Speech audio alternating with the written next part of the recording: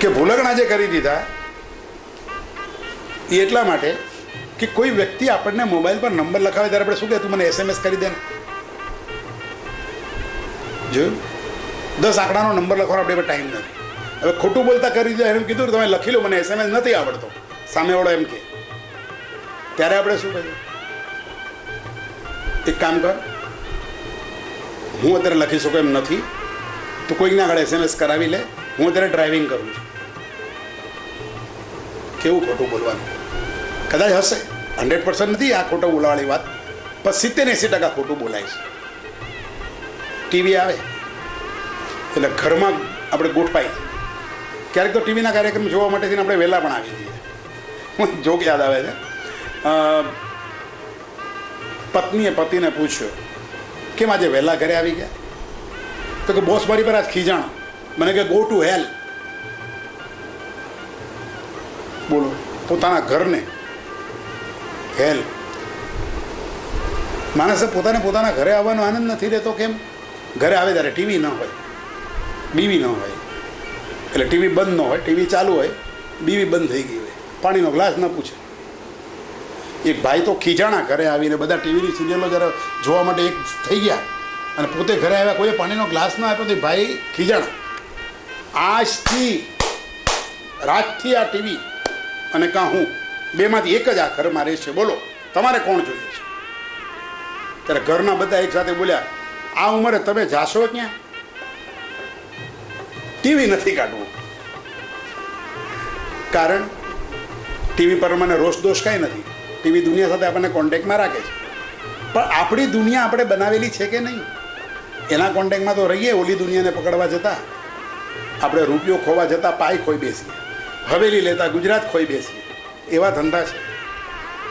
ટીવીની સિરિયલ ચાલે એટલે તમે એકાકી બની જાઓ. સિરિયલના કોઈક પાત્રમાં તમે પોતે ફિટ થઈ જાઓ.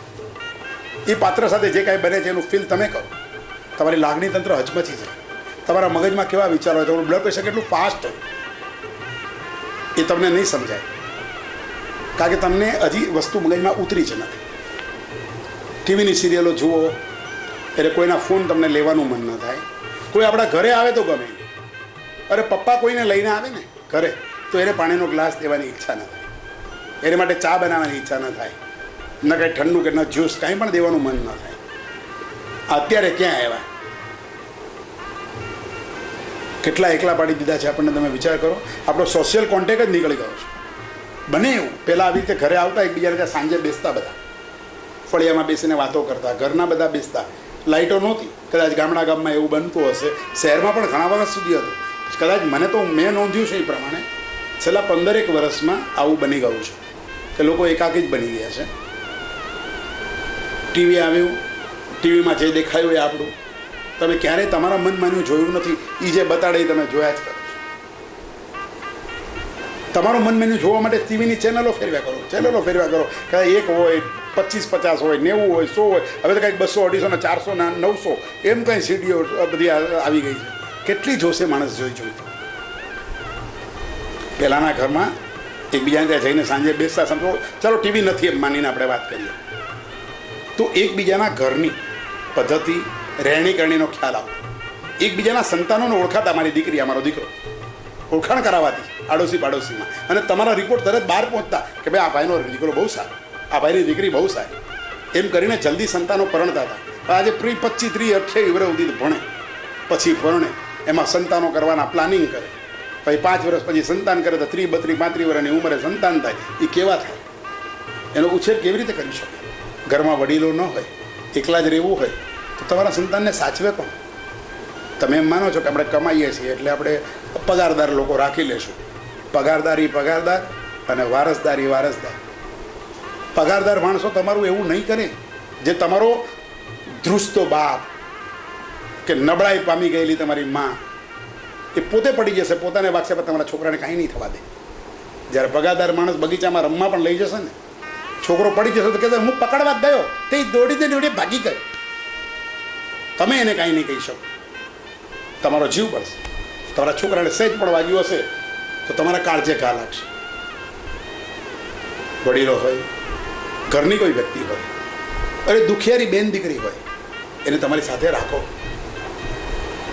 કાંઈ દાન ધર્મ નથી કરવું, મોટા મોટા રૂપિયા ન વાપરો તો ચાલશે, પણ તમારી નજીકના દુખિયાને ગોતો, એને પોતાને સંકોચ ન થાય એ રીતે તમે પોતે એના સલાહકાર અને મદદગાર બનો.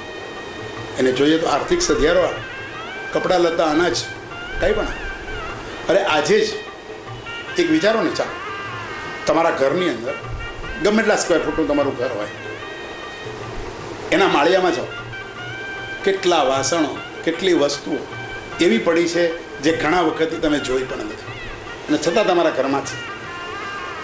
તમારા જ કબાટમાં એવા કેટલા કપડાં છે કે જે કપડાં તમે છેલ્લે ક્યારે પહેરેલા તમને યાદ નથી.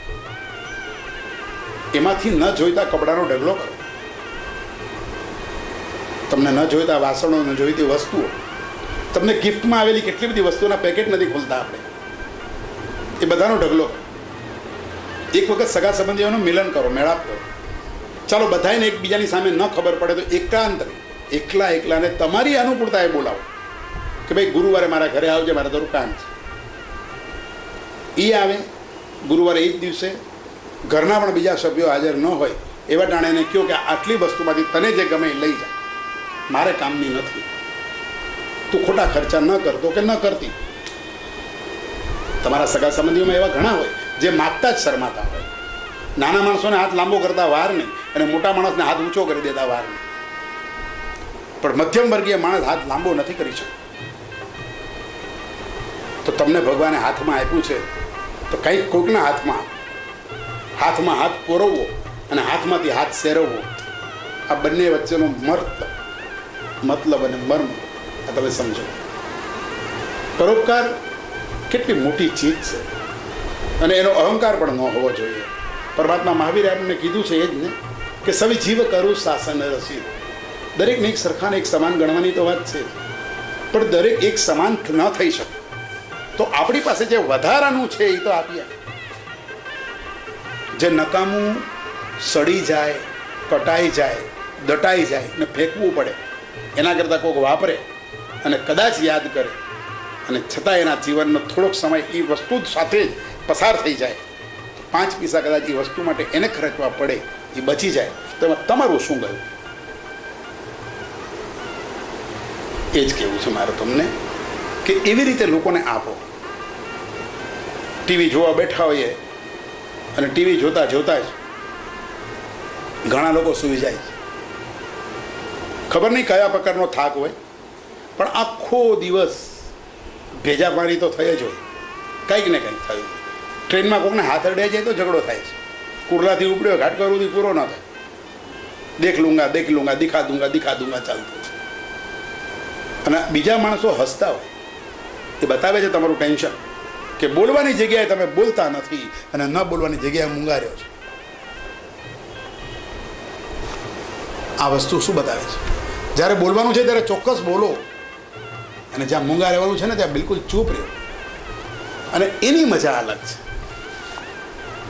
એટલે તમારા વ્યક્તિત્વનો વિકાસ જો કરવો હોય, તમે ધારેલા કામો ધારેલા પીરિયડમાં પૂરા કરવા હોય તો 100% સેલ્ફ મેનેજમેન્ટ એ જ કામનું છે. તમારા ઘરના સંસ્કાર, બાપ દાદાએ તમને જે શીખવાડ્યું છે એનો અમલ આજની તારીખમાં વર્તમાન પીરિયડમાં તમારી સાથે જે રહેતા હોય એ દરેકના સ્વભાવ સાથેનું મેચિંગ. અને તેમ છતાં તમે નોકરી ધંધો કરતા હો, ત્યાંના ગ્રાહકો કે તમારા શેઠ કે તમારા બોસ જે કોઈ પણ હોય, કલીગ્સ, એ બધાની સાથે કેવી રીતે વર્તો, એની એક નરમાશ ભરી તમારી એક લેંગ્વેજ હોવી જોઈએ. શાંતિથી કહો, સ્પષ્ટ શબ્દોમાં કહો, મોટા અવાજમાં નહીં, ભારે શબ્દોમાં કહો, જેથી એના ગળે ઉતરી જાય. સામે દલીલ નહીં કરે. મોબાઈલ આજે બધા વાપરીએ છીએ ને, તો આપણી જિંદગી તમે જુઓ મોબાઈલ જેવી થઈ ગઈ છે આજે. બધાય નેટવર્ક જ્યાં હોય ને ત્યાં આપણી પાસે કોઈ દિવસ રેન્જમાં જ ન હોય. મોબાઈલ રેન્જ હોય, નેટવર્ક હોય, સમજી ગયા, ત્યારે કવરેજ ન હોય. રેન્જ હોય, કવરેજ હોય, નેટવર્ક હોય, બધું હોય, ત્યાં બેલેન્સ. આપણી આ જિંદગી બની ગઈ છે મિત્રો.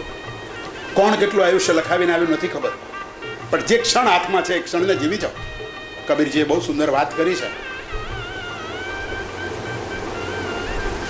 કબીરજીની વાતને હૃદયસ્થ કરીને જીવજો. આધ્યાત્મિક વગર, આધ્યાત્મિકતા વગર, આધ્યાત્મિક જગતની વાતો વગર તમારા જીવનનો કોઈ વ્યવહાર શક્ય નથી. ફરી ફરીને પાછી જો ધર્મની જ વાતો આવવાની હોય તો એ ધર્મની વાતો એટલા માટે આવે છે, સાધુ સંતો, વિવેચકો, પ્રવચકો, અરે વિદ્વાન, લેખકો, કવિઓ, શાયરો આ બધું શા માટે લખી ગયા છે? એના જીવનના અનુભવના નીચોડો એમના શબ્દોમાં છે. પોતાનું જીવન વેઠવાયું પણ હવે આગળનાનું ન વેઠવાય ને એ માટે લોકો આવું જાહેર કરીને વયા જાય છે. ત્યારે આપણે એને યાદ કરીએ છીએ, મરણ બાદ સ્મરણમાં રાખીએ.